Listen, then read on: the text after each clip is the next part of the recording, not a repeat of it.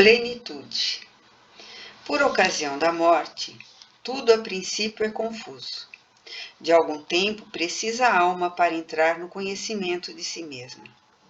Ela se acha como que aturdida, no estado de uma pessoa que despertou de profundo sono e procura orientar-se sobre a sua situação. A lucidez das ideias e a memória do passado lhe voltam, à medida que se apaga a influência da matéria que ela acaba de abandonar, e à medida que se dissipa a espécie de névoa que lhe obscurece os pensamentos. Muito variável é o tempo que dura a perturbação que se segue à morte. Pode ser de algumas horas, como também de muitos meses e até de muitos anos.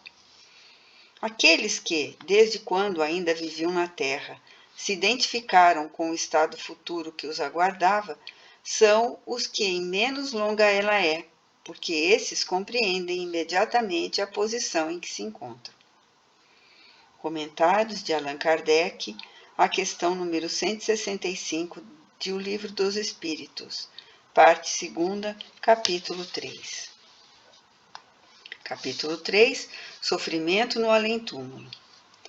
A problemática do sofrimento se apresenta à luz do Espiritismo com uma dimensão desconhecida pela maioria das doutrinas filosóficas e religiosas, ampliando a sua área de estudo e discussão.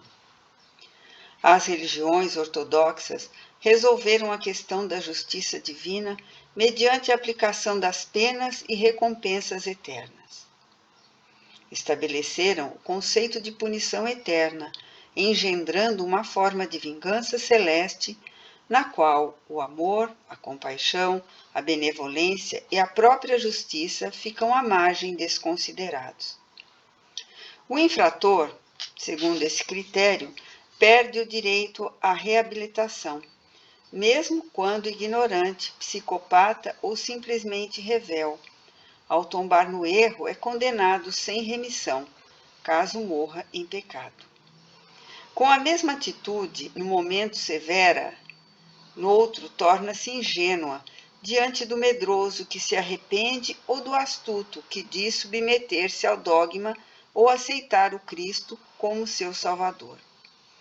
Liberando-o a passe de mágica de todo sofrimento e brindando-o com a perpétua felicidade que é reservada ao justo, como se procedimentos díspares merecessem a mesma qualificação e recompensa.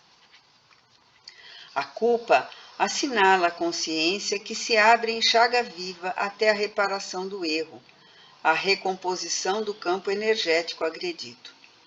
O arrependimento sincero ou os propósitos honestos de reabilitação não bastam para conceder o reequilíbrio no psiquismo e na emoção do delinquente.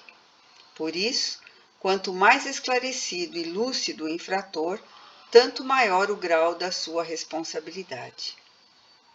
O erro retém o seu autor nas próprias malhas, que este deve desfazer mediante a correção do que foi praticado.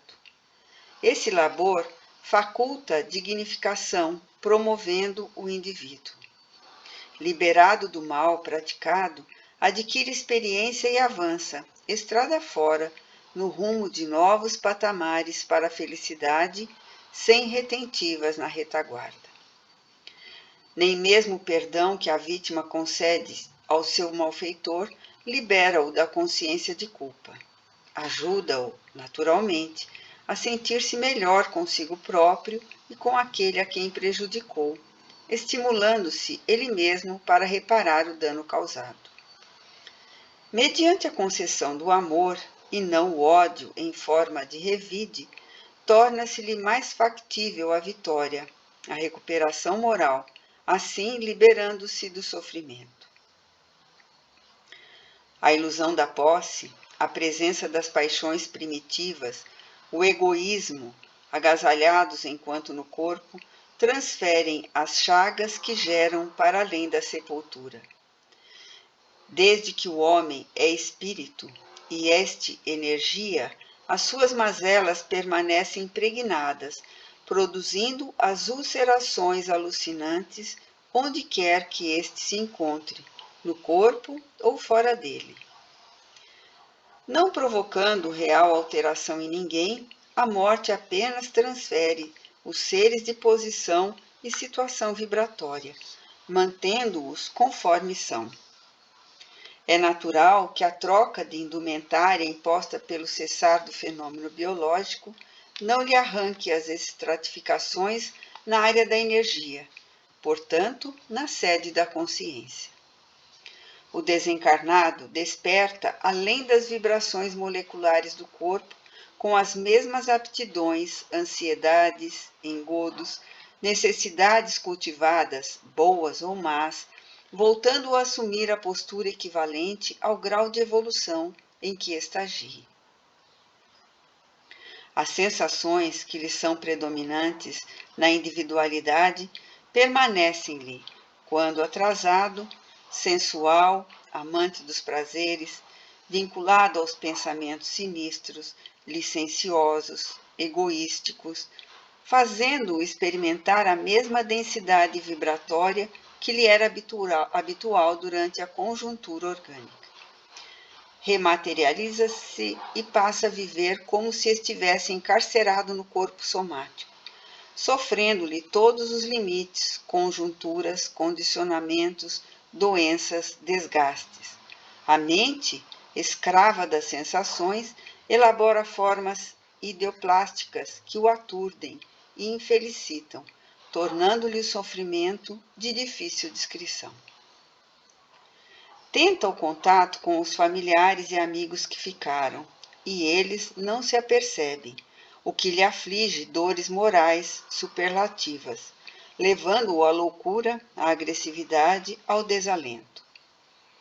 Em alguns momentos, esbraveja, exaure-se, entregando-se aos paroxismos do desespero e desmaia, para logo recomeçar, sem termo, até quando brilha na consciência entenebrecida o amor, que o desperta para outro tipo de sofrimento, o do remorso, do arrependimento, que o conduz ao renascimento, para a recuperação sob os estigmas da cruz que traz esculpida na existência.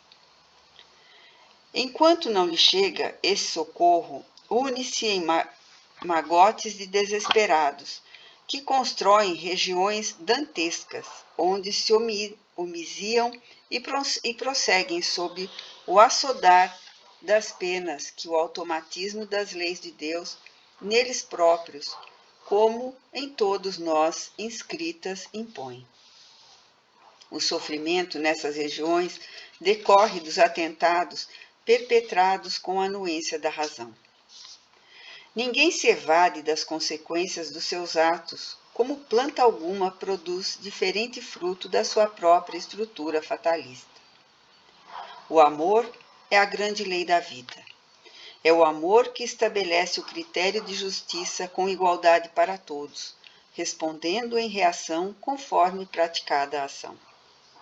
A conduta mental e moral cultivada durante a existência corporal propicia resultados correspondentes, impregnando o ser com os hábitos que se transformam em experiências de libertação ou retenção, consoante a qualidade de que se revestem. O prolongamento da vida após a morte física faz-se com as mesmas características, resultando as fixações como futuros critérios de comportamento, porque a mente viciada gera necessidades que não encontram correspondente satisfação, o sofrimento e a presença constante naqueles que se enganaram ou lograram prejudicar os outros. Consciências encarceradas na ignorância das leis da vida, quando são chamadas ao sofrimento purificador, entregam-se à rebeldia e buscam fugir da colheita que lhes chega mediante o suicídio horrendo. Para a própria desdita, mais dolorosa, encontram a vida que ultrajaram com o gesto desvairado, somando as novas dores e frustrações por constatarem-se como indestrutíveis, e as aflições decorrentes do ato praticado, que produzem dilacerações no perispírito, que passa então a sofrer males que não conduzia. Além desses, que estão na sua realidade espiritual, as consequências infelizes, tais a dor dos familiares ou a revolta que neles se instala. O exemplo negativo que estimula outras futuras defecções.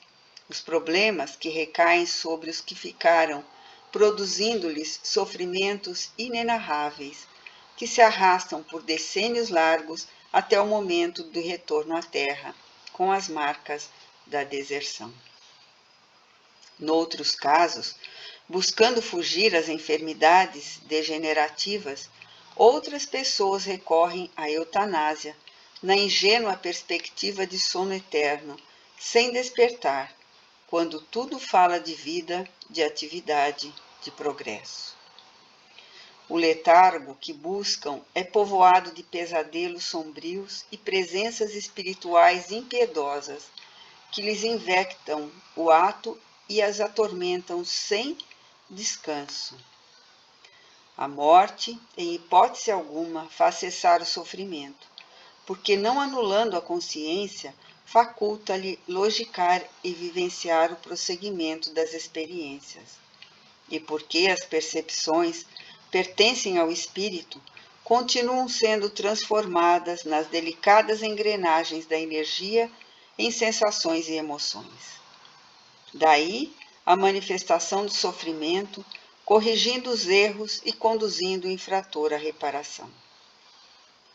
Ninguém pense em morrer para libertar-se, caso não se liberte antes do fenômeno de alterações biológicas pelo processo da morte.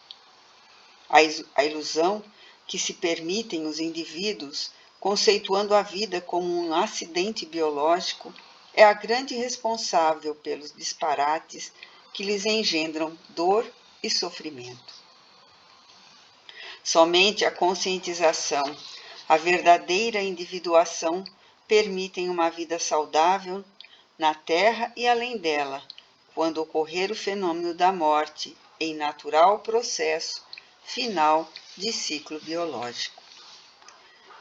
Prosseguindo o ser, além da disjunção cadavérica com a consciência de si mesmo, é natural que permaneçam nele impressas as sensações e emoções amplamente vividas. Como efeito, aquelas que lhe constituíram bênção ou desarmonia predominam com mais vigor, dando curso à vida, embora noutra dimensão. Nessa panorâmica, ressaltam as impressões grosseiras de que não quis ou não se pôde libertar, gerando sofrimentos correspondentes, qual se permanecesse na esfera física. Como é compreensível, as fantasias cultivadas e os desequilíbrios da insensatez geram, na área dos sentimentos, amarguras que são complementadas pelos complexos resultados da consciência de culpa, em razão dos erros perpetrados e de tudo quanto de positivo ele houvera podido realizar e não logrou fazer. A consciência que se apresenta culpada engendra mecanismos de reparação que se transformam em pesadelos de arrependimento desnecessário, assim permanecendo como látigo inclemente a infligir-lhe punição. O arrependimento deve constituir um despertar da responsabilidade que convida à reconstrução, à renovação, à ação reparadora sem aflição nem desdita.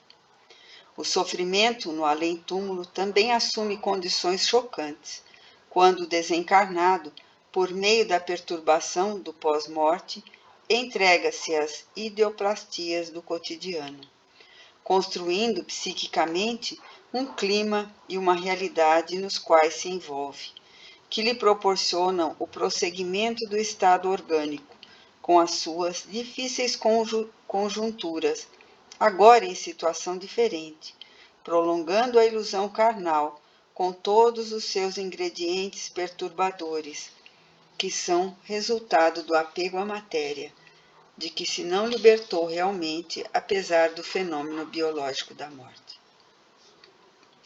É indispensável a libertação dos condicionamentos materiais, disciplinado a mente e a vontade, de modo a adaptar-se de imediato à vida além da vida. Somente assim o sofrimento pode ser evitado, especialmente se a existência corporal fez-se caracterizar pelas ações enobrecidas, atingindo a finalidade precípua da reencarnação, que é a busca da felicidade. A educação moral e espiritual do ser é o instrumento seguro para libertá-lo do sofrimento na terra, como no além-túmulo, facultando-lhe vida em abundância de paz.